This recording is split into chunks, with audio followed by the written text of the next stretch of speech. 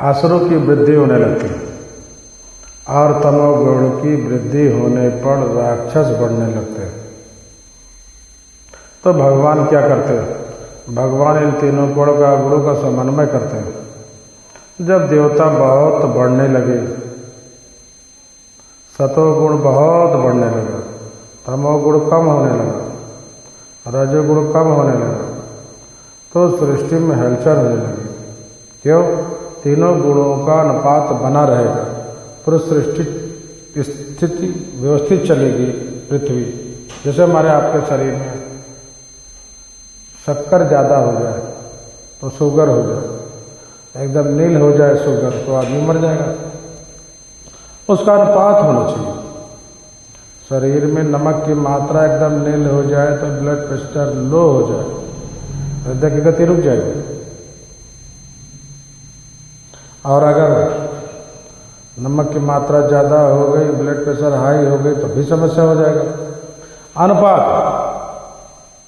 अनुपात बना रहे तो शरीर व्यवस्थित चलता है। उसी प्रकार ये सारी सृष्टि परमात्मा का शरीर है। जगत सर्वम शरीरम ते स्थैर्यतम वसुधा तदम।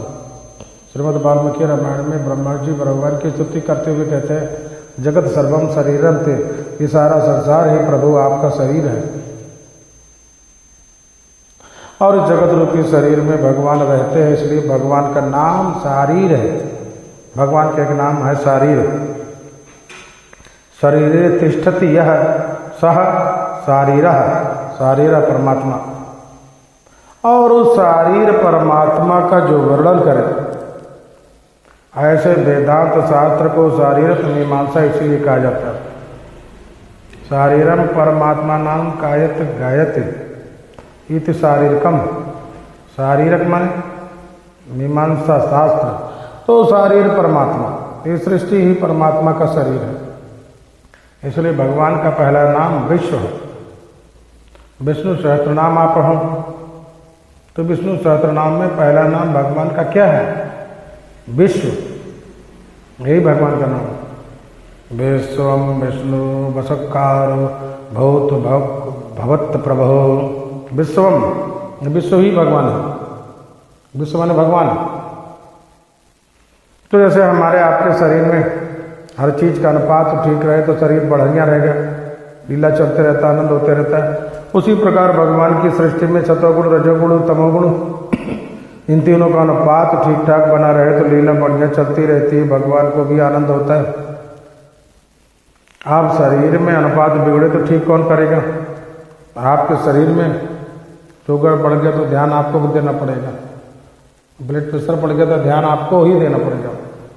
और उसी प्रकार भगवान की सृष्टि में शरीर में कुछ भी घटता बढ़ता है तो कोई गुण, तमोगुण, रजोगुण, सतोगुण, तो भगवान तुरंत सावधान हो जाते हैं और इसको ठीक करो, तभी सारी व्यवस्था अच्छी चलेगी, लीला व्यवस्था। अगर देवता बढ़ने लगे, सतोगुण बढ़ने लगे तो भगवान क्या करते हैं? भगवान थोड़ी सी शक्ति राक्षसों को दे देते हैं, थोड़ा तो तुम बढ़ो। भगवान इतनी शक्ति देकर उन राक्षसों को भगवान बना देते हैं, बलवान बना देते हैं और राक्षस देवताओं को खदेड़ते हैं। परिणाम देवम तके मेर गिर कोहा, देवता स्वर्ग छोड़कर गुफाओं में भाग कर छिपते हैं। अब रजोगुण और तमोगुण बढ़ा, अनुपात ठीक हो गया, लेकिन अब तमोगुण और रजोगुण ही ज़्यादा बढ़ने लगा, सतोगुण घटने लगा, तो फिर गड़बड़ हुआ। तब भगवान स्वयं अवतार लेकर आकर के शत्रुओं को मार देते हैं। तमोगुण का विस्तार कर रहे थे शत्रुओं को भगवान मार देते हैं। और जो रजोगुण तमोगुण का विस्तार नहीं करते, रजोगुण का विस्तार नहीं करते, सात्विक होकर भगवान का चिंतन करते, ऐसे असुरों का भगवान संरक्षण भी करते हैं। तो भगवान में कहीं पक्षपात नहीं है, भगवान तो पक्षपात समदर्शी है। ये भगवान की लीला है। सुखदेव जी कहते हैं राजन, यही प्रश्न तुम्हारे बाबा ने देवर्षि नारद से किया था। कब? जब महाराज युधिष्ठिर ने राजस्वी यज्ञ किया। युधिष्ठिर के पौत्र हैं महाराज परीक्षित। सुखदेव जी कहते हैं जब हमारे बाबा युधिष्ठिर ने राजसूय यज्ञ किया। उस राजसूय यज्ञ में अग्र पूजा की बात आई, किसकी अग्र पूजा की जाए। सब लोगों ने कहा द्वारकाधीश कृष्ण की अग्र पूजा करें। सब ने समर्थन किया, लेकिन शिशुपाल ने विरोध किया। शिशुपाल ने कहा इनकी अग्र पूजा नहीं होगी, अग्र पूजा किसी राजा की होगी। ये द्वारका के राजा भी नहीं है, ये तो द्वारका के छड़ीदार है। द्वारका के राजा तो महाराजा उग्रसेन है, और ये क्षत्रिय हैं कि नहीं इसमें भी संदेह है। क्यों आज तक निर्णय नहीं हो पाया कि वसुदेव का बेटा है कि नंद का बेटा है। कोई कहता है नंद का बेटा है, नंदन है, कोई कहता है वसुदेव नंदन, कोई कहता है।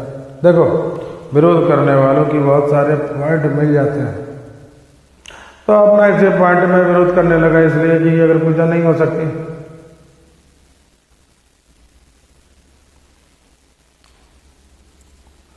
शिशुपाल ने जब विरोध किया, और विरोध करते हुए शिशुपाल ने भगवान के अपशब्द कह दिया, गालियां दी।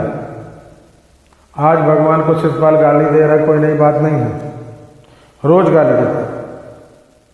शिशुपाल अपने नियम का बड़ा पक्का है। सवेरे उठ करके पहला काम करता था, भगवान की 99 गाली देता था, उसके बाद पानी पीता था। नित्य नियम से उसका नियम कभी टूटा नहीं है। दिन प्रतिदिन गन गन गाली, तुलसीदास जी महाराज लिखते हैं, दिन प्रतिदिन वो गिन गिन करके गाली देता। हमारा आपका तो नियम टूट जाता है। गुरु जी नियम बताते हैं, सवेरे उठ करके नहा धो करके कम से कम 108 बार भगवान का मंत्र जप लेना, जो मंत्र दिया गया। ये कथा मैं इसलिए कह रहा हूँ, जो लोग मंत्र पाए हैं और जप करे हैं नियम से, ये तो मंत्र लेने का कोई मतलब नहीं होता। नियम नियम होता है, लेकिन भक्तों का नियम कभी कभी छूट जाता है। विपरीत परिस्थितियां आ जाए तो छूट जा चलता है, लेकिन हमेशा के लिए छूट जाए ऐसी बात नहीं है। भक्तों के नियम तो कभी कभी छूट जाते हैं, लेकिन ये शिशुपाल अपने नियम का बड़ा पक्का था महाराज। इसका नियम कभी नहीं टूटा। सुबह उठ करके पहले भगवान को 99 गाली दे देता था, फिर कोई काम करता था। भगवान ने कहा ये भी मेरा भक्त है।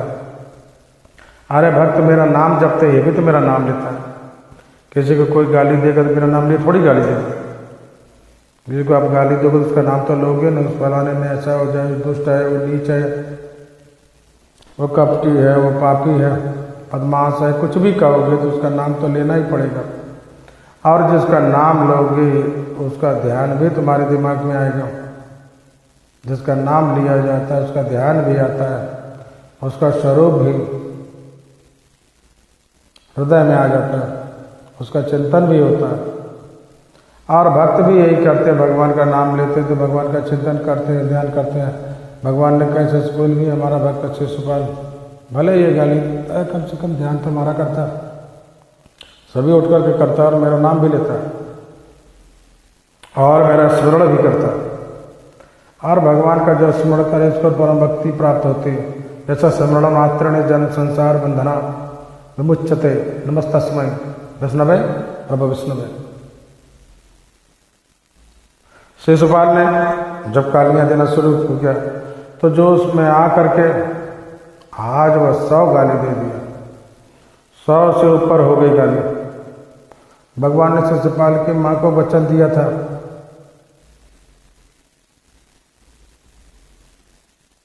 ये 100 अपराध करेगा तो मैं क्षमा करूंगा, लेकिन जिस दिन वो जो अपराध से ज्यादा करेगा उसी दिन मैं इसको मृत्युदंड दे दूंगा। सगी बुआ का बेटा है, भगवान का फुफेरा भाई, लेकिन मित्रों के बहकाव में आकर भगवान से द्वेष करने लगा। आज जब जोश में आकर होश खो बैठा और भगवान को गालियां देते देते 99 से ज्यादा गाली हो गई। भगवान का सुदर्शन चक्र प्रकट हुआ, सुदर्शन चक्र ने शिशुपाल सिर छेद दिया। शिशुपाल के शरीर से ज्योति निकली और भगवान कृष्ण के चरणों में विलीन हो गए।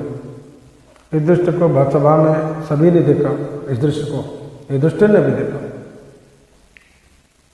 वहीं देव ऋषि नारद खड़े थे। युधिष्ठिर ने देव ऋषि नारद को प्रणाम